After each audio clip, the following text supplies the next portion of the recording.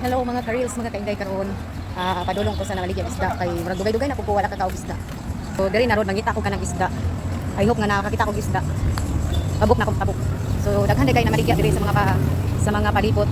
Ano siyang area palibot sa kuang-kuan guys, palibot sa Kulipuyan. So kun siya public siya na area. Daghan kayo tao.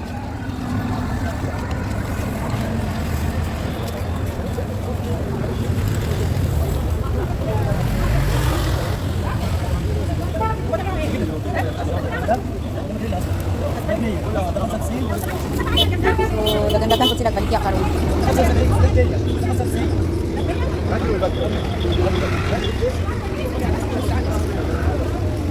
Oh, naitamban guys, tambay. Gagmay kayo pero paano siya, dili na siya presko. So, mapalit ko karon og kanang tilapia. Tilapia kay gimingaw na ko prito. See? Ikam kilo na sama. Iya kamsin? Kamsin? 50 ang kilo guys. So barato ra kayo guys. 1 kilo lo sama. 1 kilo.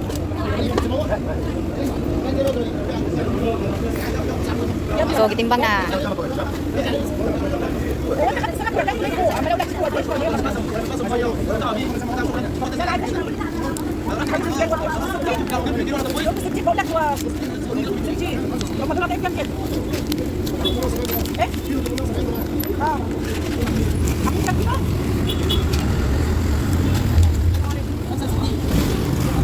Clean. So, kalimpiuhan pa rin akong isda guys. Kapoy na kayo kuskus. Kuskus pa nagkateridoro, kuskus pa sa isda. So, muna lang mga isda diri. Muna siya pag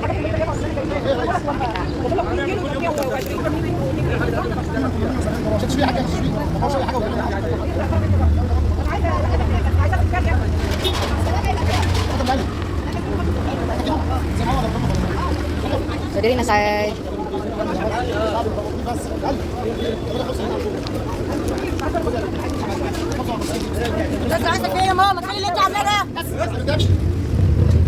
Anong nangyari sa kanyo?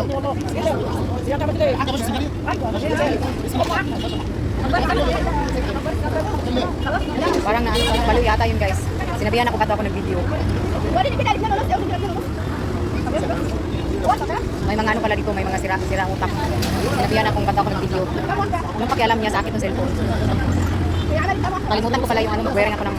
Kalimutan ko yung fake na, yung ngipin ko. Hindi tuloy ako maka-smile. So naghintay ako ngayon ng ano na... Hintay ko yung isda ko, pinalinisan ko.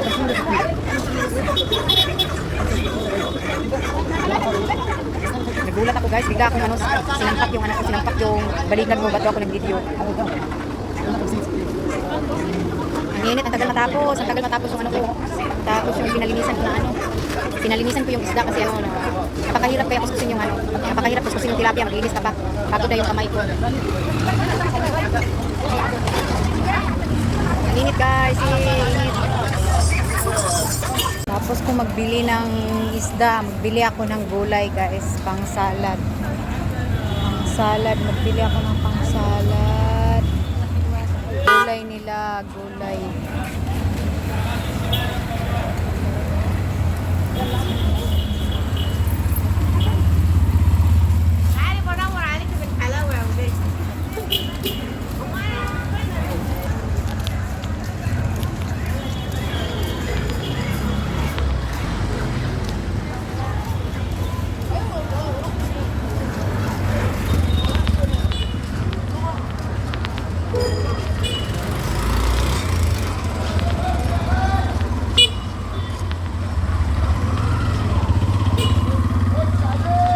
May nakita pala akong nagabundok na ano guys. Wala bundok na cucumber kaya bumili na lang ako.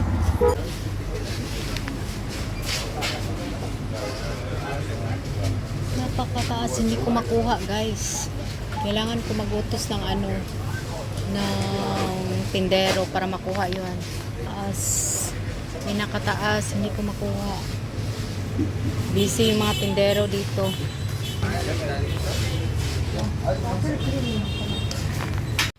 Tapos naglaga ako ng kamote guys kasi na-miss ko yan. Wala kasing kamote dun sa amo ko. Kaya nagbili ako ng kamote tapos naglaga ako. Pagkatapos ko maglaga, nagsaing ako ng bigas para pangpares ko sa isda. Wala ang diet dito kasi isdang pinirito yung ulam ko ngayon. Hinugasan ko muna yung bigas para mawala yung mga ikabok ng medisina. Yan, tinakal ko muna para sure ball talagang maubos ko. Kasi, Diyos ko naman, ako lang isa magkain.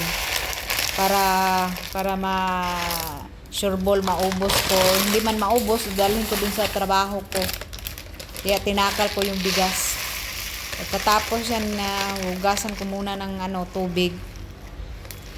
Para mawala-wala yung mga kailangan mawala.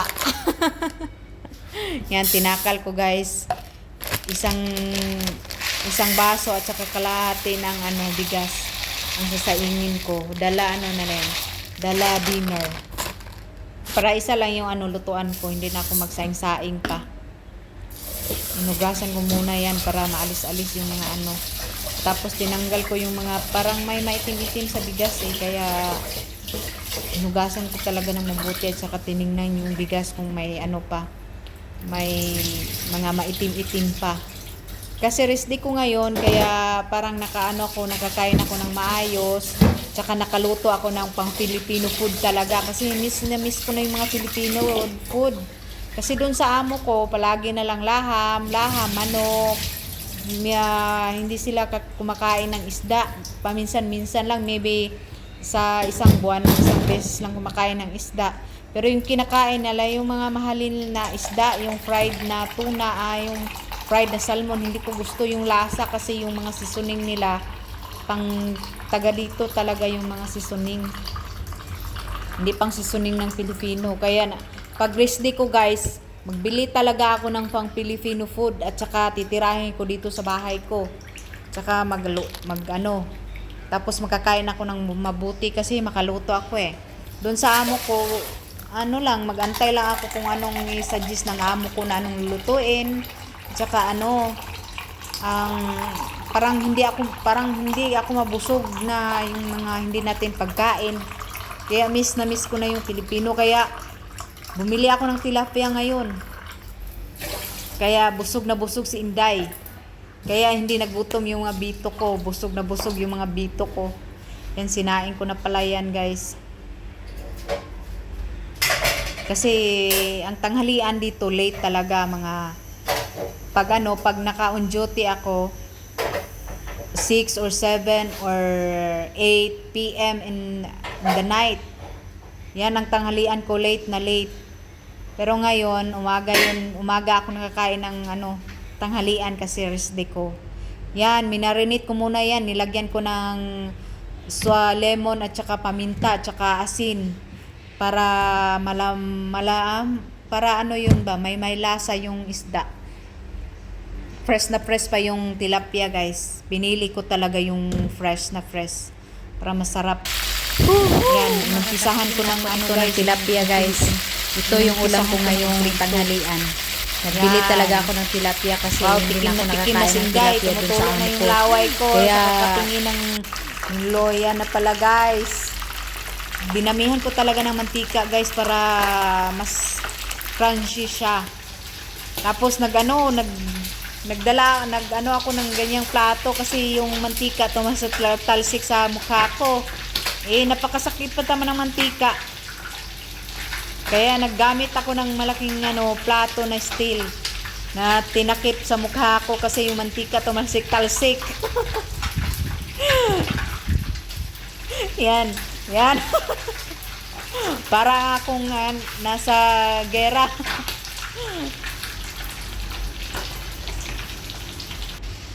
Tapos pala ako guys, nagawa ako ng some of salad. Kasi hindi na ako ma-comfortable pag walang salad yung lunch ko. Kailangan talaga kahit konti lang. Lang yan, yung binili kong cucumber tsaka may natirang 3 kamatis, yun ang ginagamit ko sa salad. Kasi parang hindi ako mabusog na walang salad. Kasi doon sa amo ko, every lunch talaga nagagawa ako ng salad. Kaya parang sanay na din ako, at saka hindi ako komportable pag walang salad sa lunch ko. Parang kompleto yung buhay ko pag may salad, char. Sana all kompleto yung buhay. Yan, in-slice ko mo yan, guys. Para marami. 3 piraso, tapos 3-4 yata na yan cucumber. Tapos may natirang girgir. Sino nakakilala dyan ng girgir? Masarap yan sa salad, guys, yung girgir. Tsaka masarap din sa sa sinabawan na isda. Sa next week yata magsabaw ako ng makaril na isda. Yung tawag nila dito, yung masarap din na isda, guys.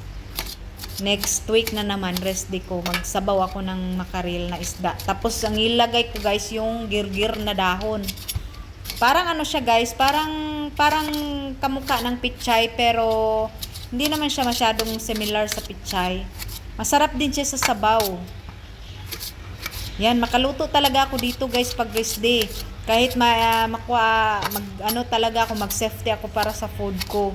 Kinakain ko yung mga yung namimiss ko na food, yung mga healthy food. Tapos paminsan-minsan lang ako kumain ng mga fried food kasi hindi allowed sa akin. Sinabi ng doktor sa akin na hindi ako allowed na kumakain palagi ng fried food. Wow, parang nasa Pinas Kasi lang. wala na akong abdo. Tinanggal na yung abdo ko. May piniritong tilapia. Kaya yung mga kinakain ko, may yung mga some healthy of, food, vegetable. saka yung mga low fat At na hindi pagkain. mawala yung sausawan na may lemon. Saka yung mga ko sana ng vegetarian na vegetable, lagyan yun ang ko kinakain ko, ng guys. chili, Kaya yung bata, katawan not, ko malaking pagbabago available. talaga. not Later, allowed to me. Not available, not allowed pala. I-upload ko yung Tsaka katawan may ko kamuti before akong sa nilaga Qatar pa kaninang ako. natira. Tsaka dito sa Yan Egypt. ang lunch ko for today. Malaking pagbabago Parang talaga, Pinas guys. lang.